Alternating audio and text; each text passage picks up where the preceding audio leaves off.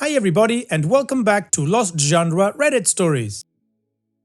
This post is from the subreddit Am I the A-hole and it's by user FeelingCamp8847. Am I the a-hole for stopping my boyfriend's proposal at our best friend's wedding? I, female 26, and my boyfriend, male 25, attended a mutual friend's wedding. They're very close friends to us and brought my boyfriend and I together. My boyfriend and I are coming up on our 3-year anniversary and things were getting pretty serious. Enough so that I very much wanted to marry him. He's sweet, chatty, typically considerate and empathetic. He's the person who I thought was the first to show me what a truly healthy and compassionate relationship was actually like. He's very serious about us too. We had long talks about marriage and it seemed we were in agreement with no formal declaration. We had even gotten as far as looking at rings, so the chance of a proposal was more of a when and not if. A few weeks before the wedding, us and the engaged couple at the time were hanging out. The topic of weddings was very prevalent and my boyfriend had cracked a joke about proposing at our friend's wedding. The to-be groom joked back and said, "That'd be funny as hell." This was followed by me and the to-be bride both shutting it down. We were trying to be serious but also not thinking he was serious. He was. During the reception, everyone had made their speeches and people were getting their food. While our table was waiting, my boyfriend went up to the DJ and after they played my boyfriend and I's favorite song to scream sing in the car together, Story of My Life by One Direction, I look at him smiling and he's looking around. All of a sudden, he grabs a fork, stands up, and begins clanging on a glass. Immediately, the whole dining room looks over. I stand up and whisper the words, "Not right now." His face drops and he yells a mix of, "I'm sorry, I was joking." After he sat back down, I verbatim said, "Let them have their moment. Let's make this our own." He wouldn't even look at me. When it was time to get our food, he immediately goes towards the exit. I followed and tried to catch up to him but couldn't find him. I texted him twice and called him a couple of times but got no answer. So I went back to the reception. After not hearing from him for about an hour and a half or so, he returns, sits down, and doesn't even look at me. The rest of the night was terrible. He looked like his dog just died and I'm trying to make the best out of the night but felt like I was just in his shadow. I was prepping for a breakdown or maybe a fight in the car, but the only thing he said was, "I don't want to talk about it right now." And the drive was just quiet and awkward. He sent me a long text about how hard it was to get the ring, how he felt rejected by his closest person, and that I embarrassed him. I tried to explain that it's not that I didn't want to marry him, it was our best friend's wedding and they deserve their moment. That we should create our own and not piggyback on theirs. He got offended and said that if I wanted to marry him, I wouldn't have stopped his proposal in front of everybody. This situation perplexes me. I've never seen the appeal of proposing at someone else's wedding and tried to handle the situation in a way that I felt was calm and chill. But he's very adamant that I ruined the proposal, made him look like an a-hole, and thus I'm the a-hole. Am I missing something? Should I admit I was wrong and have just let his proposal go at our friend's wedding? You're not the a-hole, OP. You weren't wrong. He was. He brought up the idea and both you and the bride clearly shut it down. He ignored that, tried to go through with it another way, and then blamed you for stopping him from hijacking your friend's wedding? That's not romantic, that's disrespectful, and we all know that. And OP, his whole reaction to it, storming off, giving you the silent treatment, and accusing you of embarrassing just shows a lack of emotional maturity. A proposal should be a shared moment, not a public performance that ignores your feelings. So just to make it clear to him, you didn't reject him. You protected your friend's day and your own vision of what a proposal should be. He turned a boundary into a personal insult, and that's on him. So if I was in your shoes, OP, I'd sit down and talk to him to see what is going through his mind, to understand if this is either a red flag or just a really bad judgment call. One thing is for sure is that you do not owe him an apology. What do you guys think? Let me know in the comment section, and now let's check out the community comments. No Glove 1575 says, not the a-hole. The bride-to-be is one of your best friends and was not down with your man proposing at her wedding. Who cares if the groom thinks it would be funny? This is a 2 yes type situation from the married couple. Live Eyes 7323 says, not the a-hole. It was bad taste of him to propose at the wedding. It would have been unfair to the bride and groom, not to mention tacky. He needs to get over it and move on. Out of all the possible scenarios to propose, he chose the worst options. You did the right thing by stopping him. No one knew he was going to propose, so he shouldn't feel embarrassed. And Opie responds, I did try to tell him that. Our friends, the literal hosts, weren't even that mad after I explained the situation. They just said thank you for stopping him, and no one else really said anything about it. NYC Storyteller says, not the a-hole. You and the bride shot him down when he floated this idea. You didn't reject him, you rejected the timing of the proposal and the location. This was their wedding day, not a day for him to shine a spotlight on you. What he was doing was tacky and you tried to stop him discreetly. If he looks like an a-hole, it actually is that he is the a-hole. Own it, dude. Maybe he's not as awesome and as good at healthy relationships as you thought he was.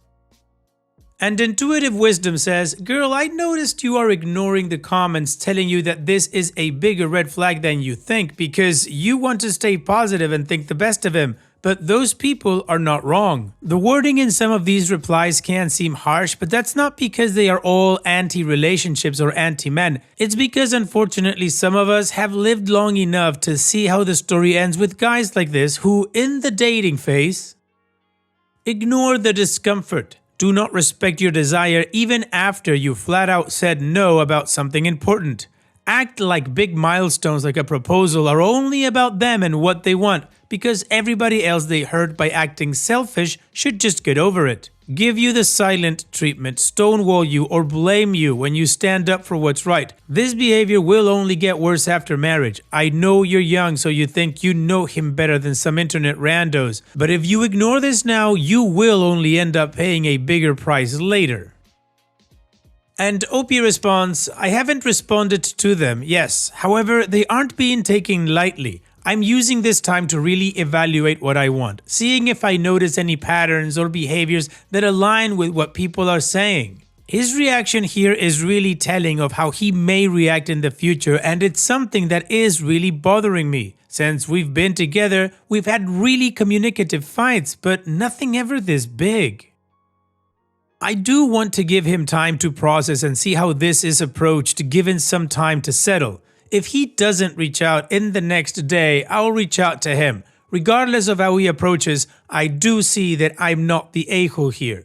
I do expect an apology and I do expect that he addresses what happened and not dodge. I was really hurt when he came back and ignored me for the rest of the time we were there. I wanted to dance. I wanted to have fun.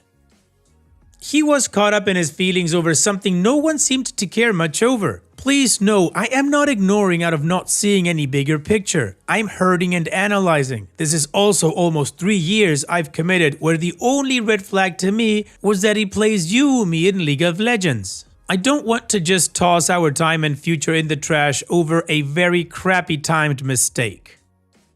The community agree that OP is not the a-hole and they are raising some red flags that OP has clearly seen. So now let's move on to the update to see how this story ends. Hi y'all, this is an update from a post I made 2 days ago. I responded to a few comments, but before proceeding with our conversation, I read almost every comment hoping to gain new perspectives and see the situation I presented from a different light. After I got home from the wedding, my boyfriend and I texted back and forth. After he went to bed, I made my Reddit post because I absolutely felt like an a-hole. I was second guessing everything and thought the night would have gone better if I had just let him do his thing. After seeing the responses to my post, I'm more solidified in that I made the right decision. Yes, the night was ruined, but I'd be more comfortable with my life moving forward. I gave my boyfriend and myself a day to think about this and come back with clearer heads. That was yesterday. I took a lot of people's advice and tried to reflect on if this behavior was a grand showing of any smaller reaction.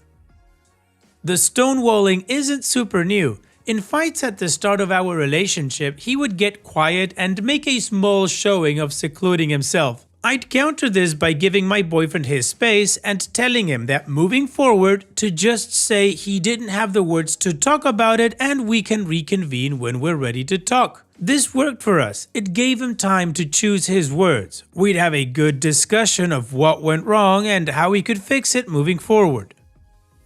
I didn't think that he was overtly trying to make me feel worse by the silent treatment back then. However, ignoring me for the rest of our time at the wedding hurt so much. Not even saying, "I just need space right now," and rejecting to hold my hand by pulling away felt like he was pseudo-counter-rejecting me. This was a first. I felt like he was trying to make me feel worse through his lack of communication. That's all I noticed. I've had a partner be verbally abusive to me before, and another who wasn't willing to talk about things they did wrong, refusing to take any blame. My boyfriend hasn't done any of that. I'm not saying I recognize all patterns of abuse, but I'd say I'm versed in a few. There's also been no real history of me catering to him constantly, as others were asking. If either person had strong feelings one way or another in different scenarios, we'd often be fine with that person getting their way. Otherwise, if we both didn't care all that much, he loves to use a wheel-spinning website to make decisions, and I think it's cute.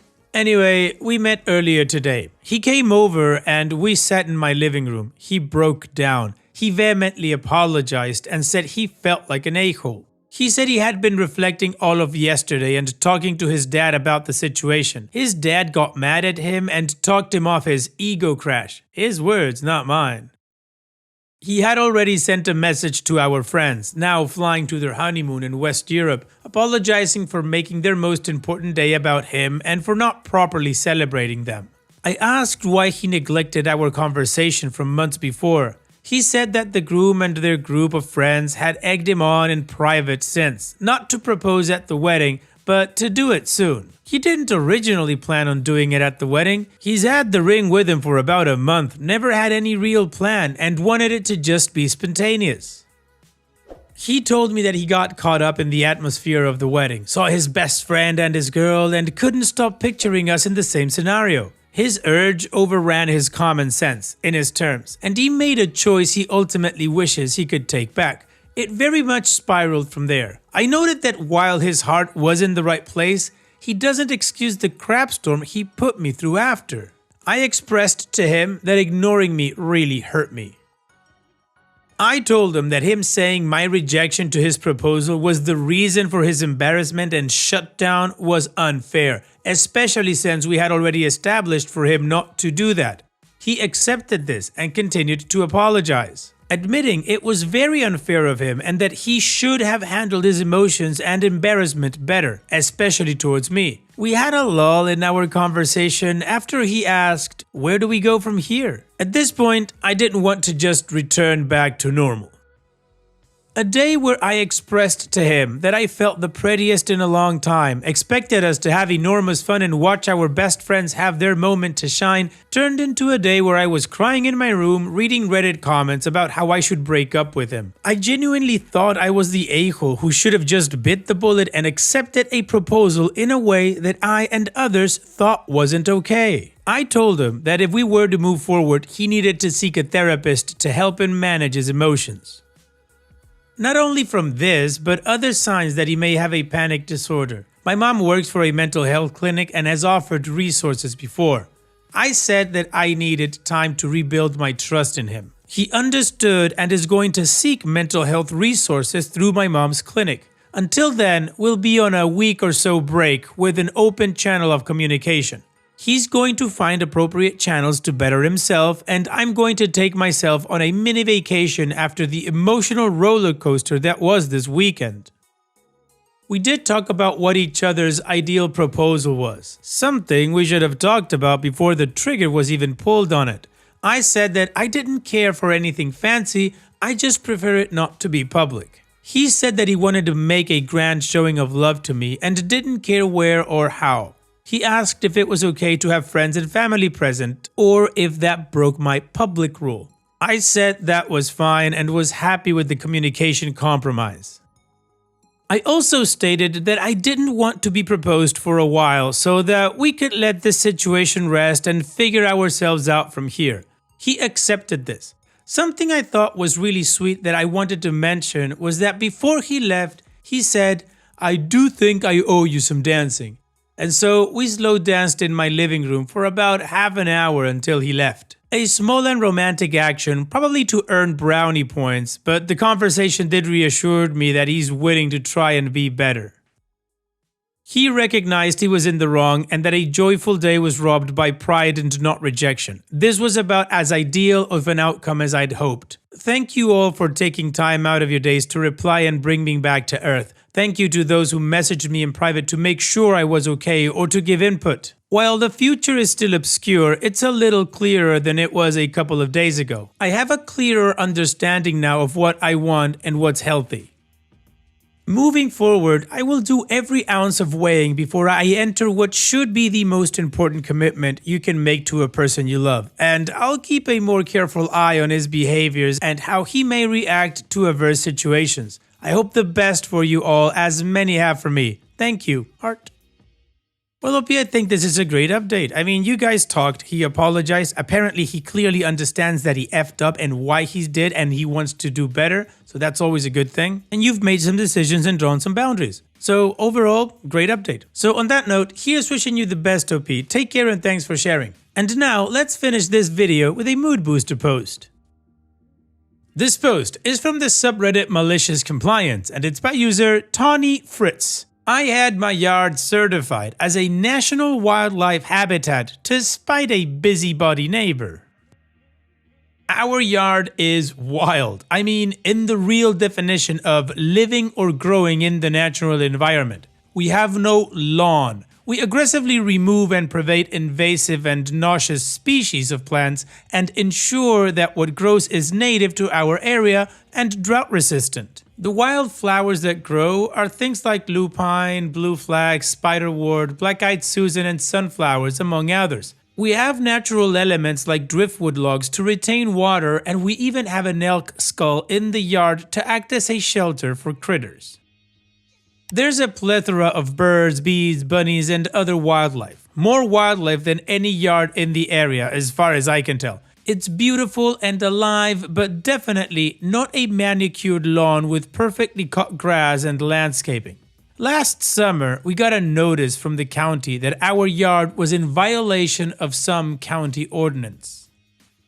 My husband called the number on the notice and got a very over it employee who let out a big sigh and said that he had gotten like 30 complaints from one person for the entire strip of road that we live in. Keep in mind, you can't batch report an area. You have to file reports house by house. So someone had the time and energy to pull up Google Maps and file a report for about 30 houses for overgrown weeds. I checked the county ordinance and made sure everything we had in our yard was in compliance.